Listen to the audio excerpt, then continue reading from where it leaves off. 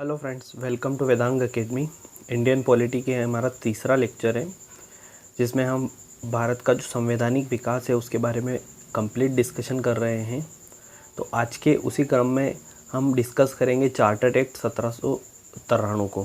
ठीक है फ्रेंड्स, सबसे पहले 1773 में रेगुलेटिंग एक्ट आया, फिर उसमें कुछ कमियां थी। उस कमियों को दूर करने के लिए 1781 में एक एक्ट वापस बनाया, उसकी कमियों को दूर करने के लिए।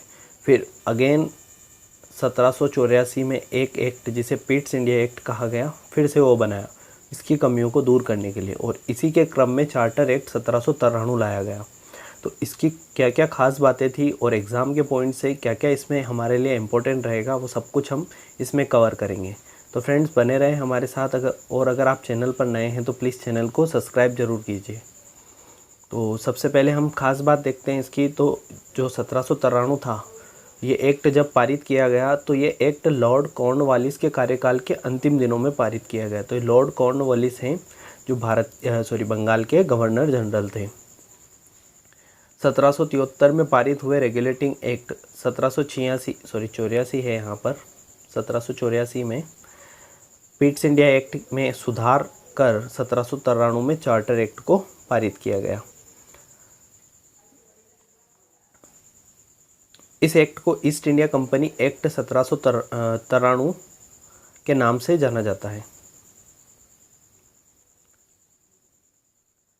अब यहाँ पर अधिनियम ने भारत में ब्रिटिश क्षेत्रों पर कंपनी के शासन को जारी रखा। देखिए यहाँ पर जो ब्रिटिश क्षेत्र थे, तो यहाँ पर ब्रिटिश क्षेत्र क्यों कहा गया, क्योंकि 1784 जो था उसमें ये क्लियर कर दिया गया कि जो कंपनी द्वारा अधिकृत क्षेत्र होंगे उन्हें ब्रिटिश क्षेत्र माना जाएगा।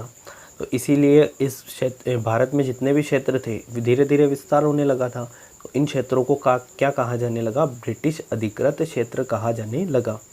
कंपनी के व्यापारिक एकाधिकार को अगले 20 वर्षों के लिए, देखिए बहुत इंपॉर्टेंट है ये, 20 वर्षों के लिए और आगे बढ़ा दिया गया। इसीलिए जो ये एक्ट आते थे फिर से 20-20 सालों बाद आते थे, और ये 20 साल के लिए क्या करते थे, उसको मान्यता दे देते थे कि आप भारत में व्यापार करिए।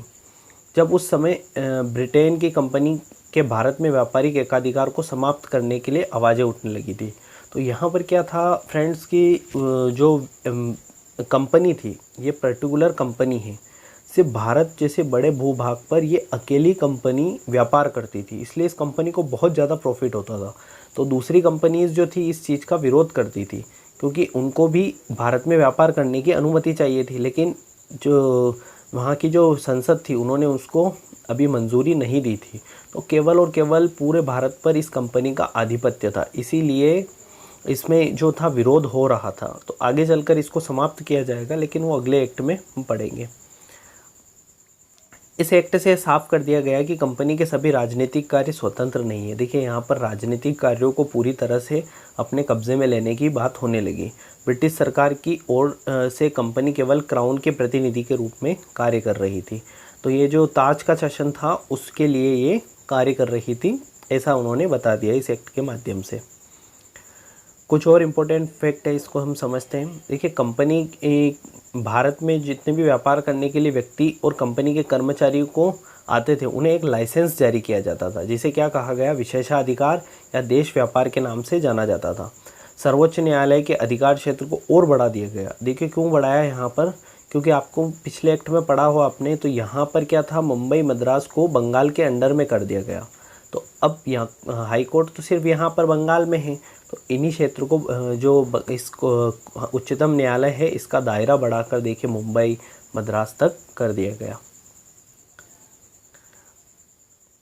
इस एक्ट को ब्रिटिश सरकार की विस्तारवादी नीति का सूचक माना जा सकता है। कंपनी ने अब भारतीयों के व्यक्तिगत अधिकारों और संपत्ति को भी नियंत्रित करना शुरू कर दिया। देखिए यहाँ पर बहुत विस्तारवादी नीति को अपनाया ब्रिटिश सरकार ने, और इस एक्ट के माध्यम से उन्होंने क्लियर कर दिया कि जितने भी भारतीय क्षेत्र हैं अब उन पर किसका अधिकार होगा, ब्रिटिश संसद का अधिकार होगा या फिर ताज का अधिकार होगा। तो फ्रेंड्स ये इंपॉर्टेंट बातें थी हमारे चार्टर एक्ट 1793 की। आई होप कि वीडियो आप लोगों को अच्छा लगा हो। इसी तरह के वीडियो के लिए हमारे चैनल पर बने रहे फ्रेंड्स। Thank you.